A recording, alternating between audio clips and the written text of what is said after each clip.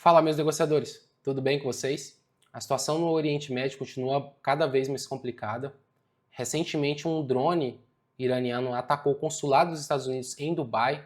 Então, nós tivemos um ataque na Arábia Saudita, tivemos outro no Kuwait e agora temos um no Emirados Árabes Unidos. O Macron ordenou o deslocamento de um porta-avião francês para o Mediterrâneo. Isso ajudará nos esforços para combater os ataques iranianos. Então, o Trump afirma que a Marinha dos Estados Unidos escoltará petroleiros pelo Estreito de Hormuz se for necessário. Mas o problema ali não é esse de ser escoltado. De forma geral, o canal ele não está fechado. Apesar do Irã ter dito que se os navios passarem por lá, eles irão bombardear esses navios. O grande problema ali é a falta de seguro. Os seguros explodiram de preço, então nenhuma empresa é maluca de ordenar que um petroleiro passe por aquela região sem ter seguro. Por mais que os Estados Unidos tenha destruído boa parte da marinha iraniana, o grande problema ali é que o Irã se especializou no controle desse canal. Então eles possuem diversas minas, torpedos, drones de baixo custo, que pode destruir diversos petroleiros ali sem grandes dificuldades.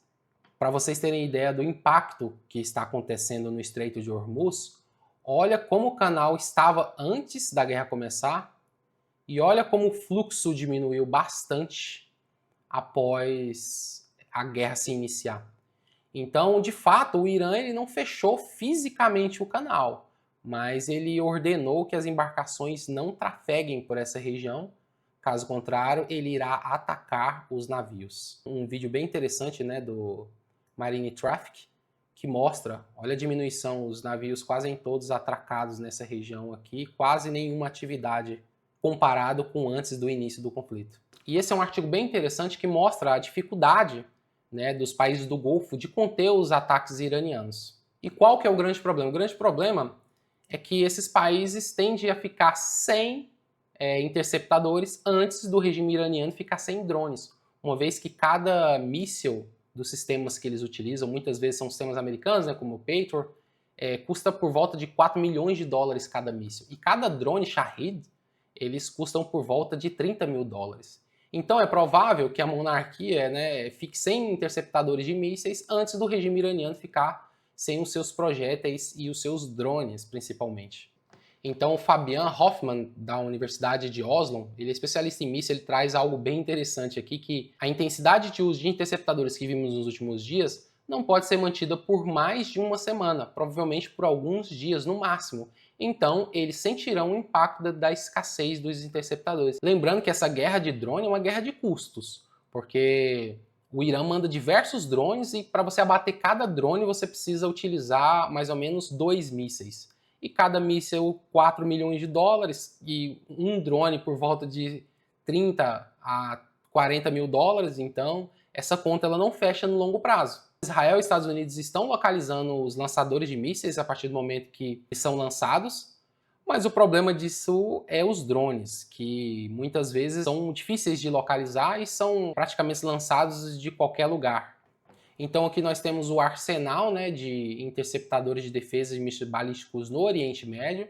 São os sistemas Patriot e o Patriot avançado, o Talon e outros sistemas aqui. Basicamente são sistemas de interceptação americana, que são muito bons, mas o problema é que a conta não fecha. Então, somente o Emirados Árabes Unidos informou que até a noite de segunda-feira foram alvos de 174 mísseis balísticos iranianos e 8 mísseis de cruzeiro, 689 drones em 3 dias, sem que nenhum míssil ou 44 drones tenha atingido o país. Agora você imagina a fortuna que eles não gastaram de mísseis Patriot e outros sistemas aéreos avançados para conter o dano desses mísseis e desses drones. Então o Bahrein, Kuwait e Catar também foram alvos, então relataram o impacto, né, de 700 mísseis balísticos. Então ele fala aqui que geralmente são necessários de 2 a 3 interceptadores, eu falei 2, mas são 3, como mísseis de sistema Patriot e o THAAD, para abater os mísseis balísticos. O problema disso é que a gente pode ver que eles não têm tantos mísseis assim, né? A Arábia Saudita que tem mais, ela tem por volta aí de, se a gente somar aí, mais de 2.000 de um, 1.500 de outro, 1.000 de outro, e cada leva dessa que o Irã faz de ataque são 600, 700 drones. Então, uma hora ou outra, eles vão ter que começar a deixar passar um ou outro drone para priorizar, pelo menos, os mísseis balísticos. Então, os Estados Unidos afirmou que irá mandar mais sistemas de defesa e suportes antiaéreos, mas o grande problema é que o Pentágono informa que também está sem estoque desses mísseis Patriot, né?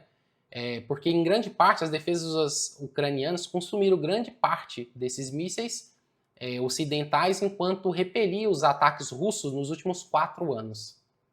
E aqui nós temos uma imagem ilustrada, né, de como que funciona um míssil Patriot. O radar identifica, depois passa para uma estação, ele é lançado, né, então ele pode lançar até 16 mísseis. Para cada drone daquele, lançar 2 mísseis de 4 milhões de dólares.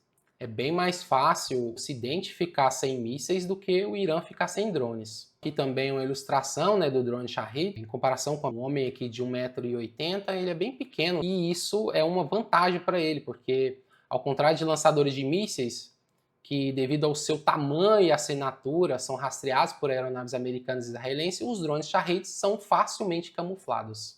E o que torna tudo isso um desastre é que as instalações de energia são incrivelmente difíceis de defender contra os drones. Os ucranianos se adaptaram depois de algum tempo, mas quando os sauditas e os catarianos, é isso mesmo?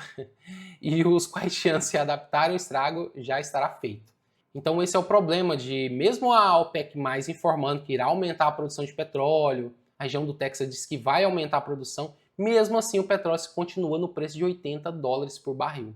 Então aqui nós temos uma tabela com detalhamento dos ataques até o momento. Então Emirados Árabes Unidos foi o país do Golfo que mais sofreu. Foram 174 mísseis balísticos, 8 mísseis de cruzeiro e 689 drones.